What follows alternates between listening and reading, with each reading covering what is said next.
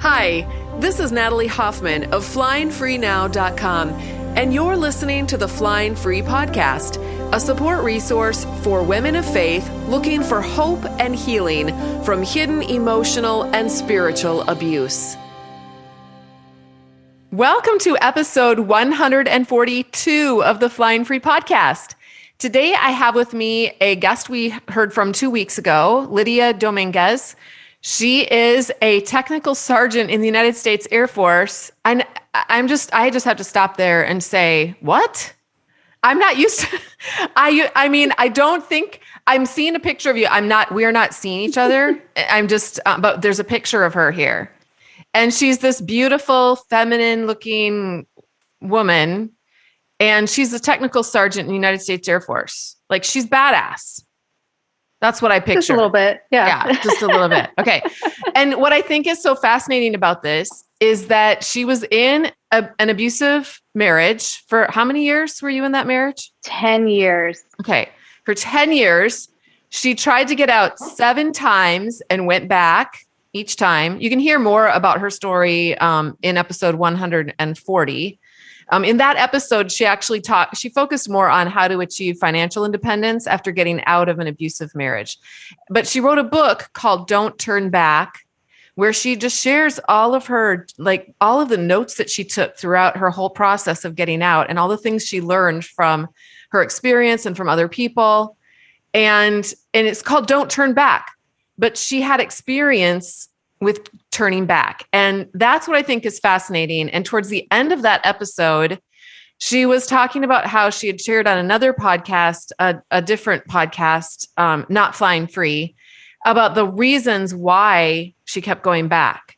And I just thought, why not have her share those reasons with us on the Flying Free podcast? So welcome back, Lydia.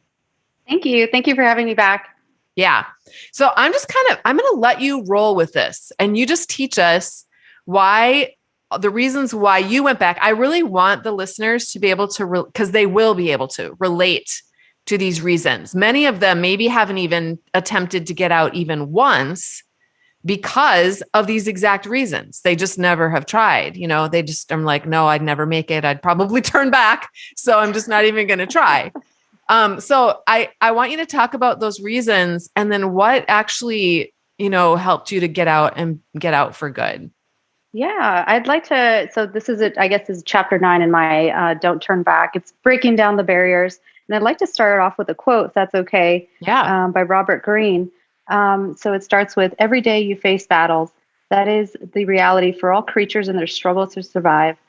But the greatest battle of all is within yourself, your weakness, your emotions, your lack of resolution, and seeing things through to the end. Robert Greene, The 33 Strategies of War. I read 33 Strategies of War when I was going through my divorce. So there's different tactics and it's very militarized. It talks about different types of military styles of logistics of fighting war. And, as much as we hate to think of divorce as war, it is. And so that was one of my favorite quotes from that book. But yeah, I'd like to talk about all the barriers I had to break down in my mind to get through this. That's, by the way, that book, did I lose you? No, yeah. Oh, okay. That book it doesn't have anything to do with divorce. You were just applying the principles that you learned in that book to your divorce process, correct? Yeah, no, yeah, it does. It has nothing to do with divorce. It's just any type of war strategy, right? So in business and life, we all go through some type of battle, quote unquote battle, right? So learning the different strategies and it talks about the historical viewpoints of battles in China and battles in the British battles that they had. And so it was a really interesting book. It really broke down the war style types. And obviously I'm in the military, so I was very interested in seeing the different tactics and thinking about tactics and applying that in your life and applying that as, I'm going to, use some strategy here when I go into divorce. And there's going to be some kind of logistical planning into what I do, between here and this point A to point B. There would be some kind of planning. So I started to think about my divorce as some kind of, war, little battle, little chess game that I had to learn how to play. When I kept playing it, but I kept failing at it.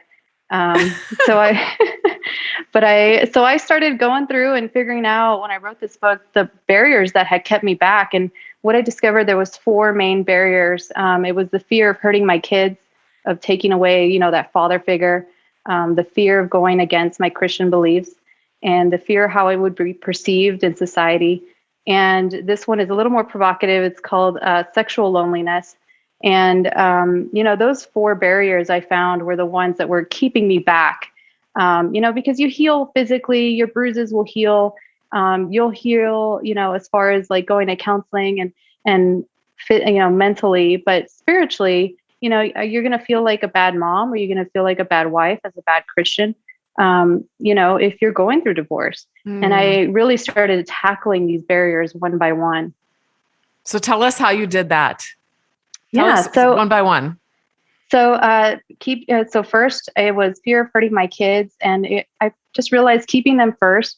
One of the things my ex would do to me is saying that by leaving him, I would be a terrible mom because they would be growing up in a single mom household. And he just really dug that into my mentality all the time, was like, oh, you want these kids raised without a father. And that's not at all what I wanted. And I looking into it, I knew if raising kids as a single mom, I was putting them at risk for teenage pregnancy, for incarceration, for them to do any type of crime. They have more of a statistical chance of not even passing high school with a single mom. And that really made me afraid. But as I went through divorce, and as I realized God really does, have control here, because he puts people in your life to fill that role. So even though, I haven't had a person to fill that role per se, as far as like, I designate you their father, but I found a father figure for them in different places, through their soccer coach, through their swim coach, through their math teacher. I found that God was putting people in our lives that would fulfill that role, to show them, hey, men don't act like this with women, like men act like this. This is how normal men behave. Because I was starting to notice they were fearful of men and their boys. We can't have them afraid of other men. So I wanted them to not be afraid of men, and to also feel like, they have some type of role model in their life. And, so, the interesting thing is that this is a barrier for you. It was a barrier to getting out.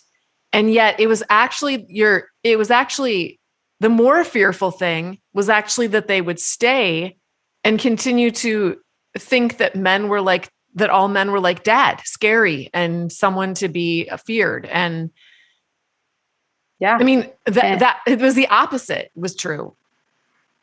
It was. And I could see that, I could see that once he had left, and that they were going through, PTSD and anxiety. And I could see it, that I'm going through this, and wow, they're going through this also. I started realizing, like, oh my gosh, they need counseling, they need help. And, even though, like I said, fulfilling those like physical healing, mental healing, but they still needed that role model. They still needed that person. And, God is great. I moved into Las Vegas. I had no family, no military family yet. I had just come into a new unit, and I didn't really have the same structure I had where I lived in California. And, now moving to a new place, like, oh my gosh, they're not going to have that father role. And I don't even know why I was worried. Like, God fulfilled that role beautifully, it just in himself as God, and also around with people, and men that are believers, men that are God-fearing. So it was really great to see that in them, and to see that they're not afraid as they once were. I could see that they're not, as timid as they were now. So it's been really fun watching them kind of fill that role. Yeah. That's neat. So what was the second barrier? The second barrier was fear of going against my Christian beliefs. At some point I felt like, how the heck did I become the woman of the well, a reject among rejects? Like, how did this happen? Like, I was suddenly in church by myself, and just looking around, feeling like, how did this happen? Like I started feeling jealous and angry, and if I could go back a little bit, my ex had towards the end had discarded me. He left me financially ruined.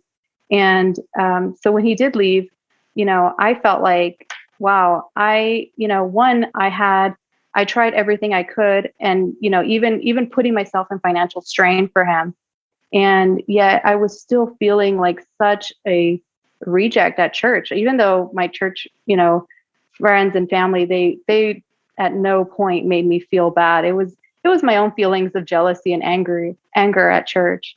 And what I realized is, God didn't place me here to feel this way, to have all these anger and burdens and to feel forsaken and condemned. I did feel like the black sheep. I keep saying that, but I always love using that, that metaphor. Is like, I was the woman at the well somehow. Like, I don't even know how that happened. Like suddenly I was just here and, feeling so lonely, and abandoned. And, when I finally broke down and asked my pastor, like, well, what can I do? Like, I'm feeling so broken and helpless. And he had told me to go to, First Corinthians right away. He was just like, on it. Like he just knew what verse to give me. And he said, First Corinthians 7, 15 to 16, if your unbeliever husband or wife who isn't a believer insists on leaving, let them go. In such cases, the believing husband or wife is no longer bound to the other, for God has called you to live in peace. And wow, did I feel so at peace. When you finally let go of feeling like you have to cling on to this person and feel like you are not fulfilled until you have this person by your side. Like I can't tell you the amount of overwhelming peace I felt in my whole body, just knowing that, you can go, you can leave, whether I leave, whether you leave, whoever leaves, like, but I will be at peace. And, I constantly held that verse with me always. And I always try to share it with other women too, because, you're not called to be just living in anger and shame and regret and reliving, all sorts of events that happen in your mind. I constantly found myself like not being able to sleep, not like having arguments in the shower, like just reliving arguments and, like just, I don't know how to say it. Like sometimes, it seems like you're talking to yourself, but you're really like thinking of other things, thinking of other ways I could have done that argument or said something.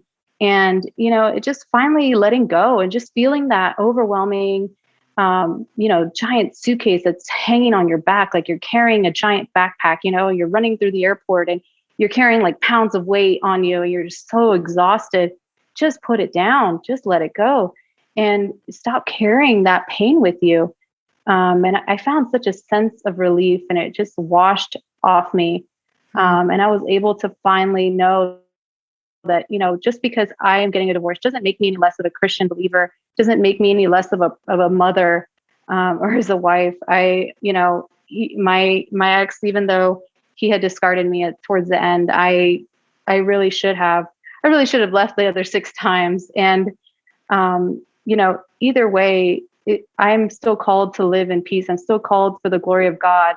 And it kind of leads me into my next segment here. And, I just feeling how I would be perceived into society.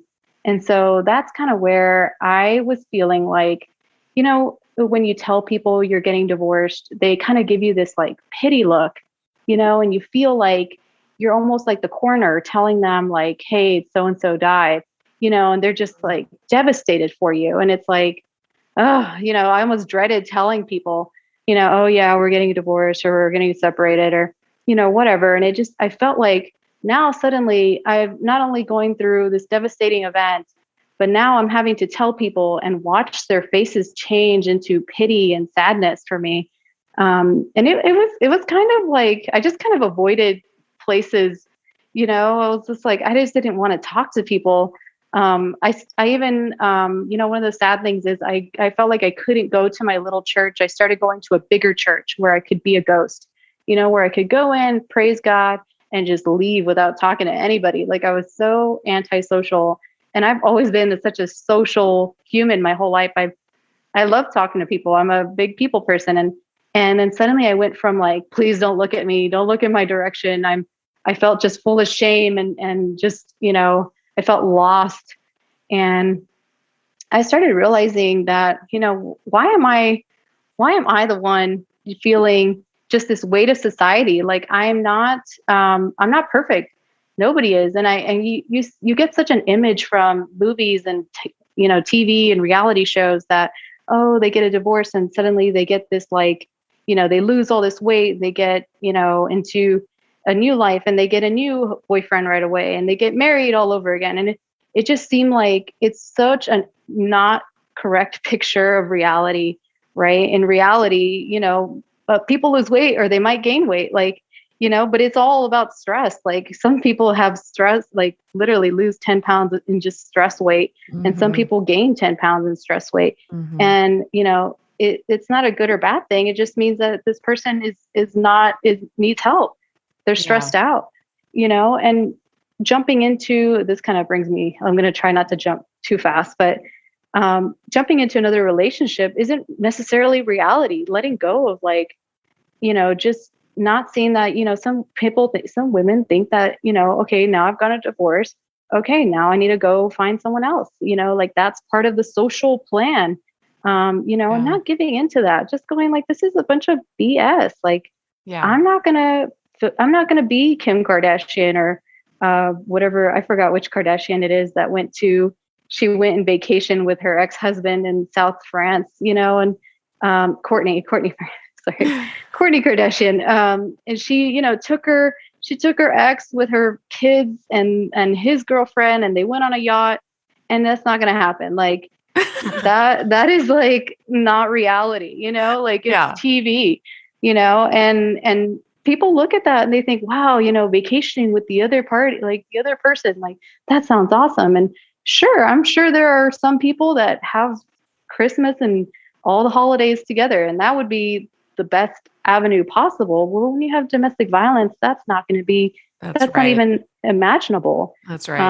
And so you have to kind of let go of all those like societal norms and societal viewpoints. And, society doesn't know what they're doing. They're lost. They have they have all sorts of issues and especially Hollywood, right? And I just found like, why was I following that? Why did I have that in my mind? Like, oh, I have to run home. I have to get the groceries. I gotta, help everybody with homework, put everybody to bed, and oh, I still have time to find a boyfriend. Like, no, that's not reality. Like, sometimes I came home with Popeyes and food out of a bucket and everybody get that. And, like sometimes it was just like, oh my gosh, laundry is piling up. Like I need to commit a day to laundry. And things happen and you just got to let go of all of that.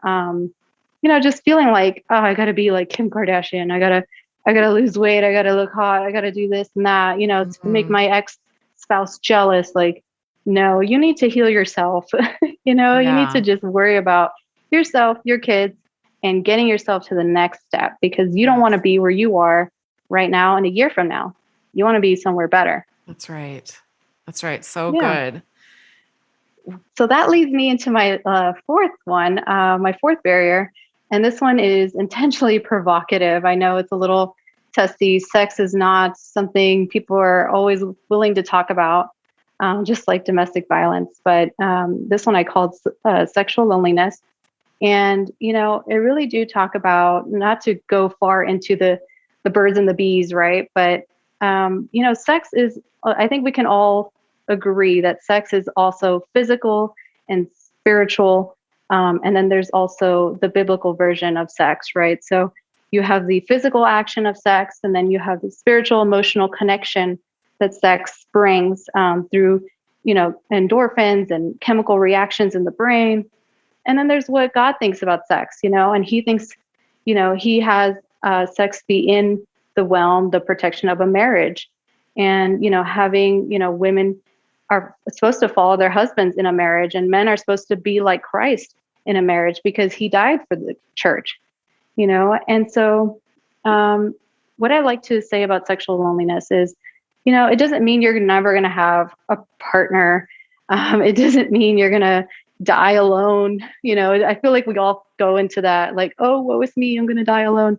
No, no, no. What it Mhm. means is just not going and filling a void with another toxic person. Mhm. I like to say I go to Christ broken, and I'd like to go to another person whole. I'd like to go to another person, human being, and be like, I'm a whole person. I would like to be, I would like to compliment you as a partner versus I'm a broken human being. Please come help me. And Yes. as women, we feel like, oh, I got to fulfill that void for my kids. I got to fulfill that void in society. Now I got to fulfill the void for me because I'm hurting and I'm in pain and I'm lonely. And, loneliness can also transfer into sex. And you just want to have a person in your life and feel like, okay, if I give him sex, then he'll be with me and he'll love me. And, we get it all twisted out. We get the emotion and spiritual part twisted up with the physical part of it when they're all separate, and I said this on my other podcast. I chose to go and be abstinent. I chose to not be sexually active, and to be, just to not feel that role with somebody it would just be physical. And it's a personal choice. I don't like condone if you go out and have sex, or I don't say, hey, you should be abstinent. It's a personal choice.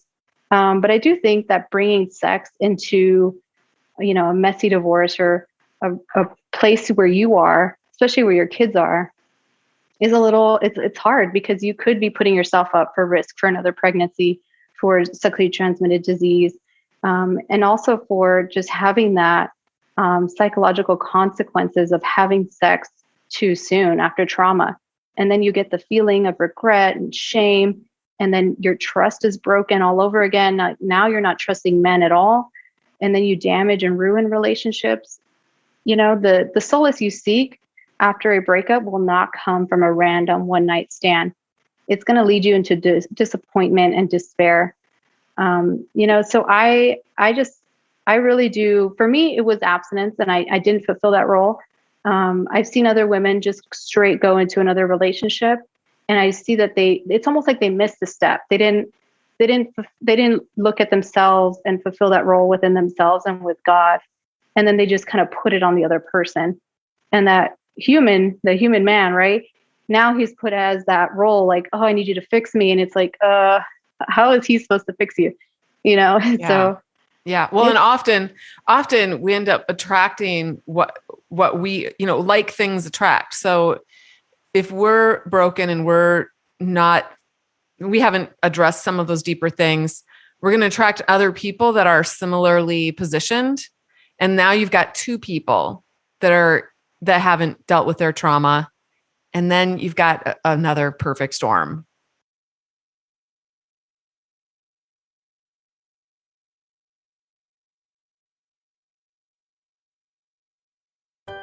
Are you a woman of faith who also happens to be divorced? I've been developing a brand new program that will give you the tools you need to manage your thoughts and emotions, grow your self-confidence so that you can take risks and do things you never dreamed possible, and so you can build happy, healthy relationships with other people. Did you know none of this good stuff depends on your outward circumstances or your past? You can generate the life you've dreamed of all by yourself, and I'm going to teach you how through online classes and transformational coaching. Are you ready to take your new life to the next level and fly higher? Learn more and get on the waiting list at joinflyinghigher.com.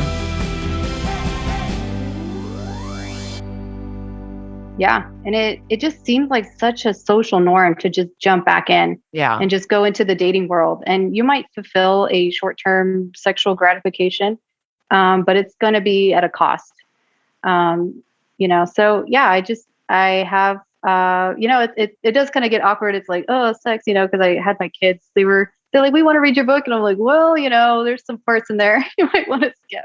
Cause I talk about sex, and sex is something that's like, it's so like, nobody wants to talk about this. And I was just willing to dive into it. Yes, there's sex, birds and the bees, right? Like, but we already know that this connects you. So now you're going to connect with somebody physically, right? And then now you're going to connect with them emotionally.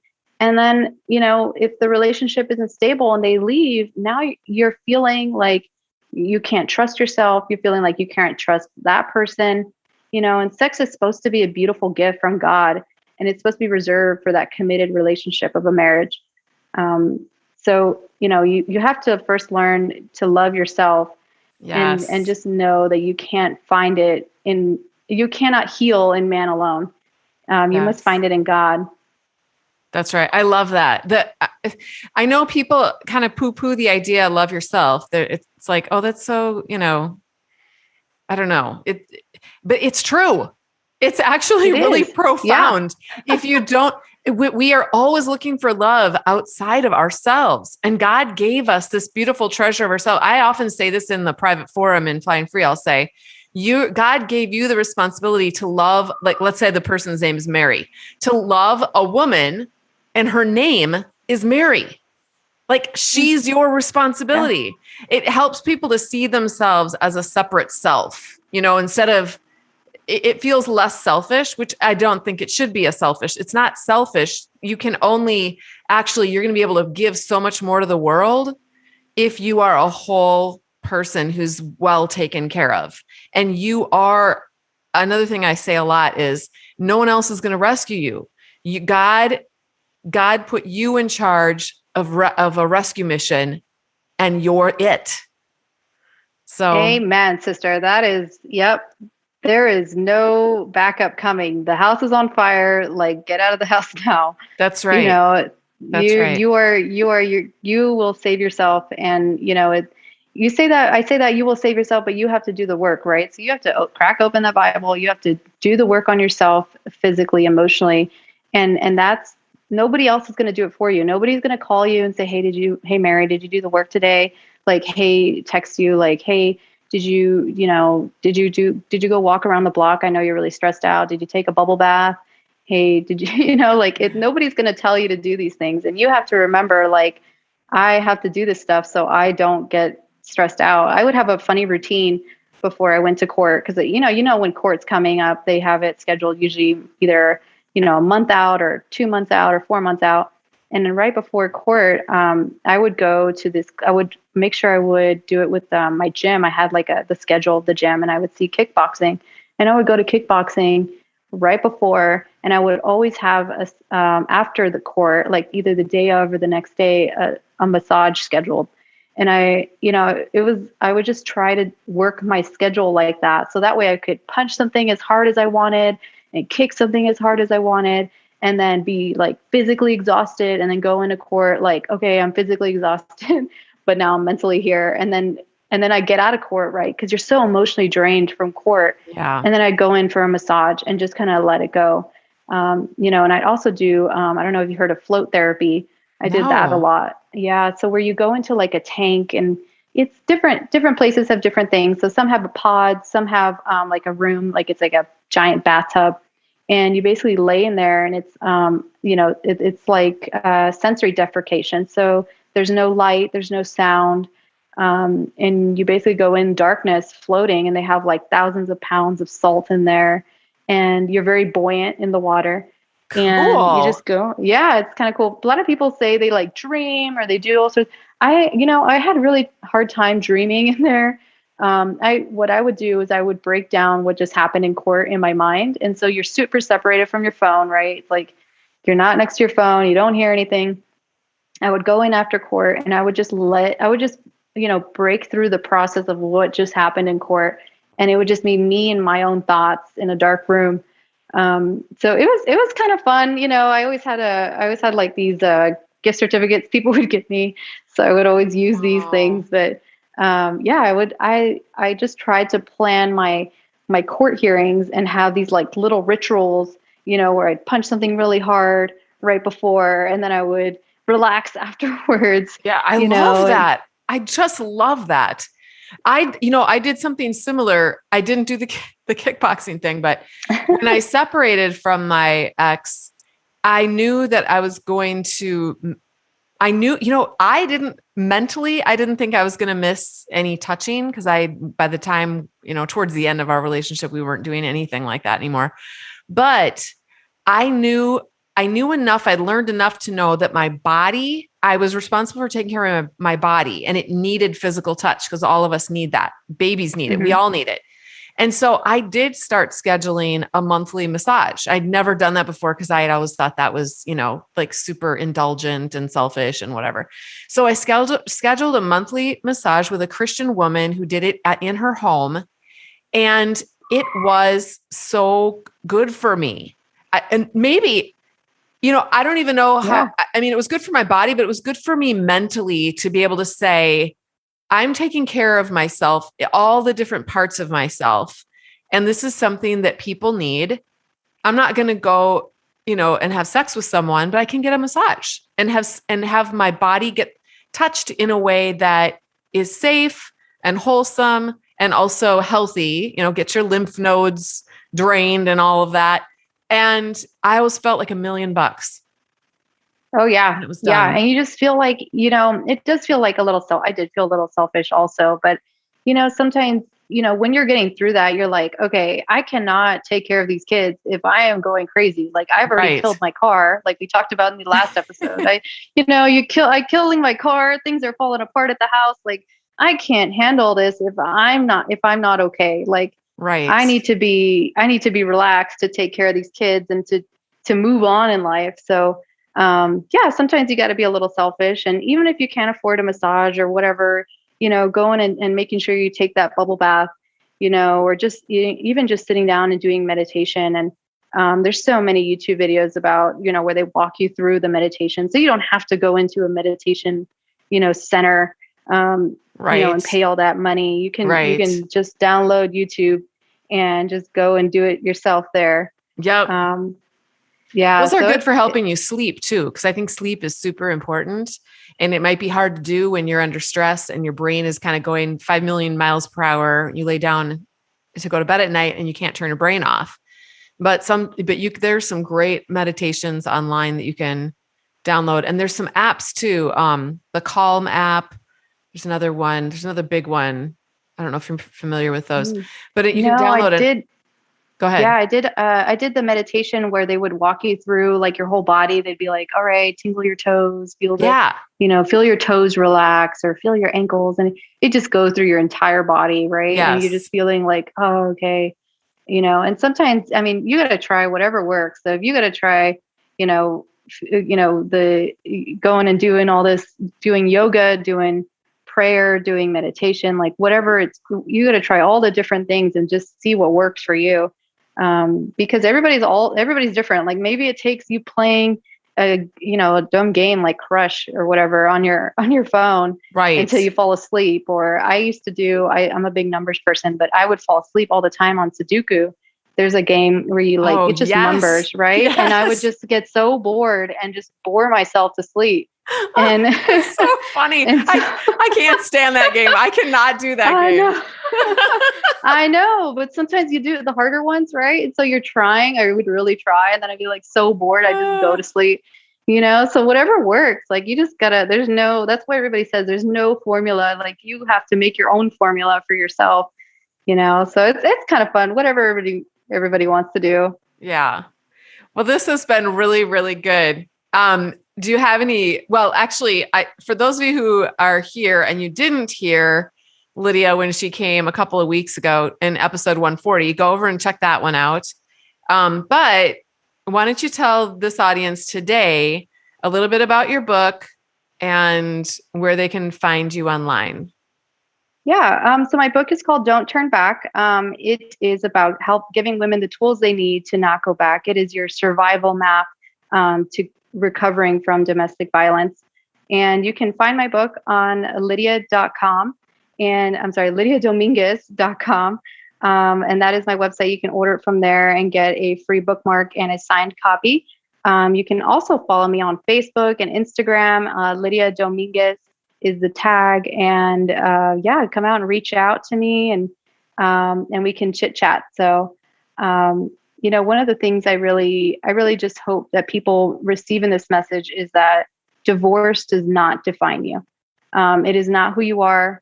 And you will find the light through this. You will get to the light. I've seen the light. It is real.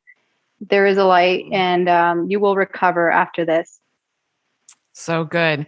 And by the way, too, I will mention that if you are in the process of divorce, or if you are already divorced, you might want to check out my program. It's you can go to joinflyinghigher.com.